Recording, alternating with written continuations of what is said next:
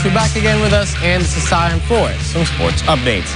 And first up in the line, Indonesia's women's Mobile Legends Bang Bang team advanced to the 2024 Asian Esports Games playoffs after 4 consecutive wins, including a key victory over the Philippines on Monday. I haven't looked at the groups just yet. I've been keeping competing at Huang Mak Indoor Stadium in Bangkok. The team dominated Brunei, Sri Lanka, Nepal in earlier matches.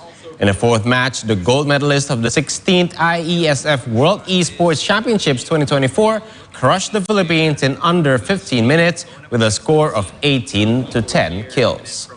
The wins secured their spot at the top of the Group D, setting up A's playoff match against Vietnam, the Group A runner-up in a best-of-3 series. So a very first match. Alhamdulillah hari ini sapu bersih, menang semua.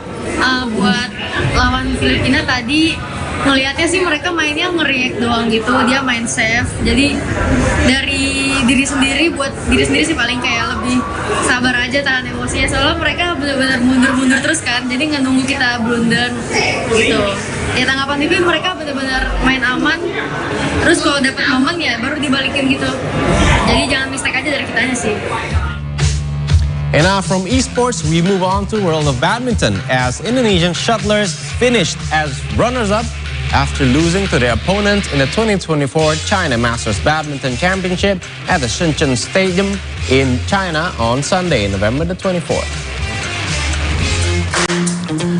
Men's singles shuttler Jonathan Christie was the first Indonesian player to compete in the final of the 2024 China Masters as he faced Denmark's Anders Antonsen. Christie lost in straight games 15-21 and 13-21 to finish as runner-up in the BWF Super 70-50 tournament. Indonesia's hopes of winning the China Masters title were dashed when mixed doubles pair Sabar Karyaman Gutama and Muhammad Reza Pahlavi Isfahani also fell short in the finals. They were defeated by South Korea's Jin Yong and So Sung-jae in a 42-minute match, losing in straight games 16-21 and 16-21. And now we move on as the 2024 China ASEAN Marathon took place in the port city of Fangchenggang in South China's Guangxi on Sunday, attracting over 20,000 participants who ran along the picturesque coastal route. This year's event featured 4 categories: full marathon, half marathon, fitness run, and lastly, fun run. All races started at the Beibu Gulf Marine Culture Park, with runners traversing stunning seaside landscape and iconic landmarks, including the Fangchenggang Wetland Park and Egret Park. The route offered participants a unique opportunity to experience the city's eco-friendly bay scenery. After over 2 hours of intense competition, Kenya's Elian Kipkosgei emerged as the men's full marathon champion, while Kenya's Lydia Chepto won the women's category. The men's and women's half marathon victories went to Ethiopia's Minda Tamrat Ayaleo and Vietnam's Duan Thu Hang, respectively.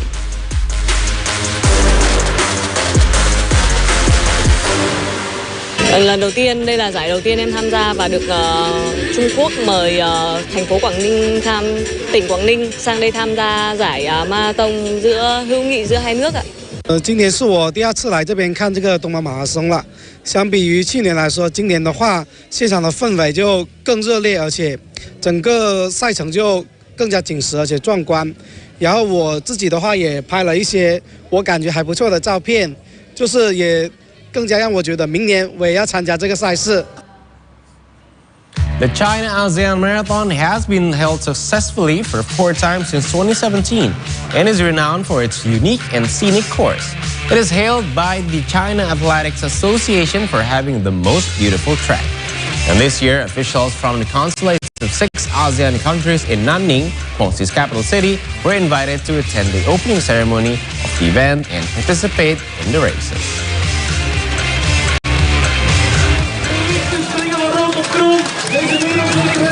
Afstand nu van Marie Schuiven.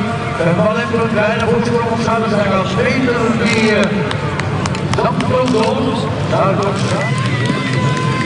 Cyclocross World Cup kicks off with dominant performance.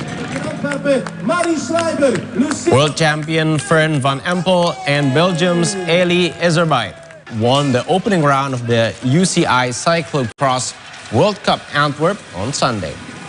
Van Empel made it 3 successive wins in Antwerp with a commanding performance.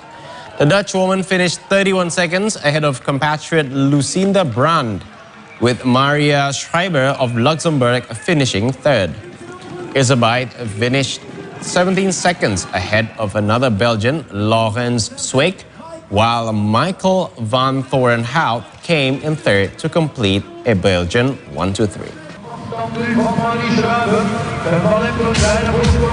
And now we move on to the world of F1, as most of you probably have known that Max Verstappen has hit the jackpot and claimed his 4th F1 World Champion title despite finishing 5th in the Las Vegas Grand Prix.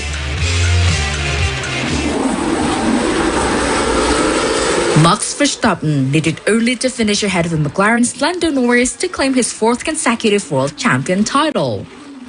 The Dutchman started the race from 5th position, but then managed to climb to 2nd on lap 10 around the Las Vegas Strip circuit. Meanwhile, Norris finished 6th and failed to extend the championship battle with Verstappen, as he only scored less than 3 points ahead of the defending champion. Verstappen needed only to finish higher than Norris to win his 4th title in Las Vegas Grand Prix. He finished the race with 63 points ahead of Norris, with 2 more races remaining in the season.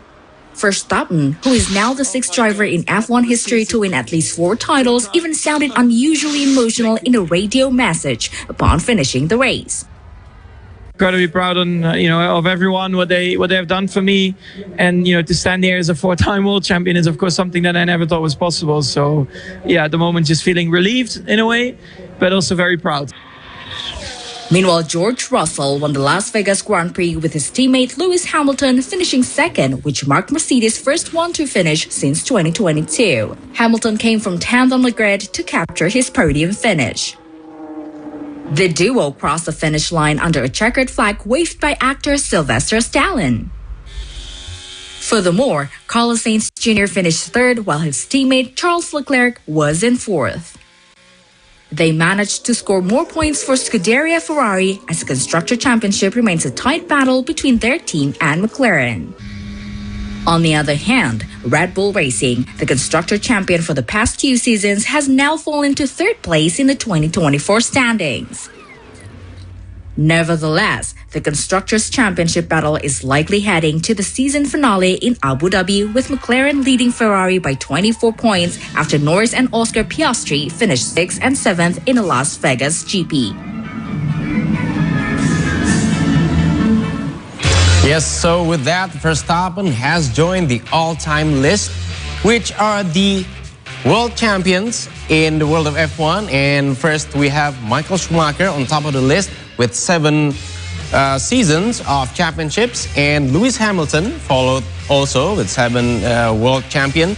And then third, we have Juan Manuel Fangio, who races from 1951 to 1957 with 5 world champion titles, and then Alain Prost from 1985 to 1993 with 4 world champion titles. And we have Sebastian Vettel and Max Verstappen with 4 world champion titles. And on another news, Formula One on Monday at last said it will expand its grid in 2026 to make room for an American team who is partnered with General Motors. The 11th team will be called Cadillac F1 and will be run by new Andretti global majority owners and Dan Tauris and Mark Walter. The team will use Ferrari engines its first 2 years until GM or General Motors has a Cadillac engine built for competition in time for the 2028 season. Grid expansion in F1 is both infrequent and often unsuccessful. 4 teams were granted entries in 2010 that should have pushed the grid to 13 teams and 26 cars for the first time since 1995. 1 team never made it to the grid, and the other 3 had vanished by 2017. There is only one American team on the current F1 grid, owned by Californian businessman Gene Haas, but it is not particularly competitive and does not field American drivers. I think having General Motors and Cadillac in Formula One is great for Formula One. I think having an 11th team brings more competition, brings more eyeballs to the sport, gives something to talk about. You know, fans get excited talking about new races, new drivers, new teams. So, as I've always said, as long as they contribute the appropriate franchise fee, which is normal in any sport, then more teams the merrier as far as I'm concerned. So is going to be a big news that an American team or American motor company will be actually back in F1. And in other racing news, New Zealand beat Great Britain and USA to win the first event of the Sail Grand Prix 2025 season in Dubai on Sunday. The Black Foils executed a perfect start to streak in the three-boat final ahead of the Americans and British, but three were multiple lead changes during the race. The team split the course at Gate 2 with the Kiwis and British taking the left side and the United States claiming the right. The move paid off for the Americans, who managed to rise onto the foils and take the lead on the third leg. The Kiwis' victory sees them rebound from the off-season transfer period, which saw Burling lose longtime flight controller Andy Maloney to Brazil. Leo Takahashi has stepped into his role and topped his racing debut off with a win. Emirates GBR's second place finish is a solid result for the team, which raced with new driver Dylan Fletcher in Dubai. Next up, Sail GP heads to New Zealand for its debut event in Auckland, taking place on January the 18th and 19th in 2025. Right, folks, so right now we are up for another short break. And in the meantime, don't forget to follow our social media accounts if you haven't already done so. We're on Instagram, X, and YouTube at C2Day News. So keep it here, only on C Morning Show.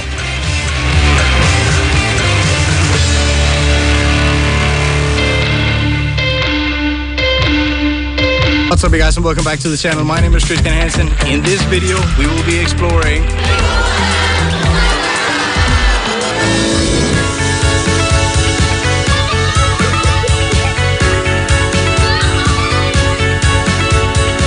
Are we ready, guys? Yeah! I have a new video coming up tonight, so I have to make sure everything is ready, but this has been a great show.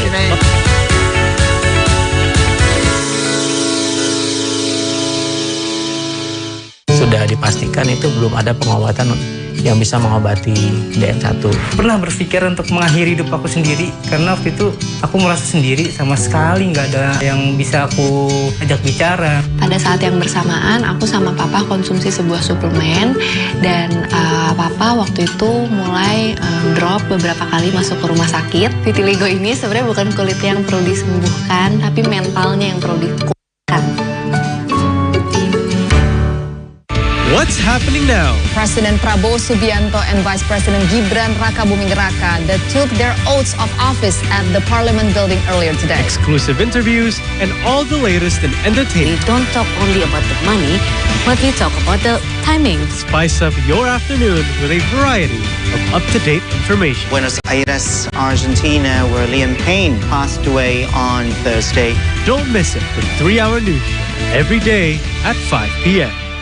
And I'm starting my journey old style on this beautiful traditional Felucca sailboat. There's no wind to sail this time, Abea. Hello. Hi. When I found these guys, it's like Noah's Ark back here.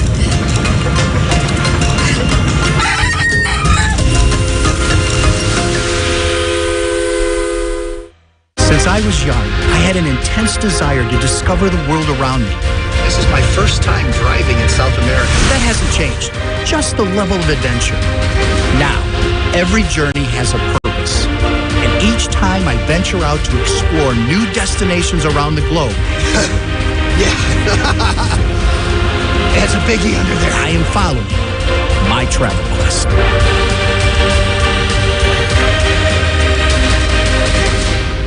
I'm Eric Hansen. When I see a trail, I see more than a path from point A to point B. A good trail is the ultimate opportunity to explore, to discover new landscapes, and to challenge myself. When I don't have a pack on my back, I'm thinking about my next big adventure, because my mission is simple. My mission is to discover the world's most epic trails.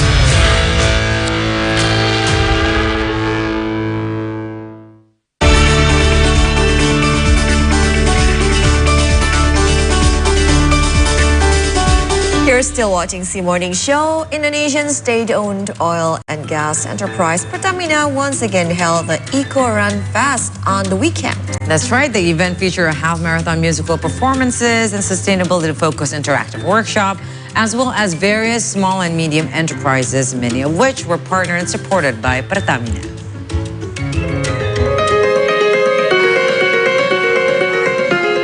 State-owned energy company Pertamina held the Pertamina Eco Run Fest at the Istora Senayan in the Gelora Bung Karno Sporting Complex, Central Jakarta on Sunday.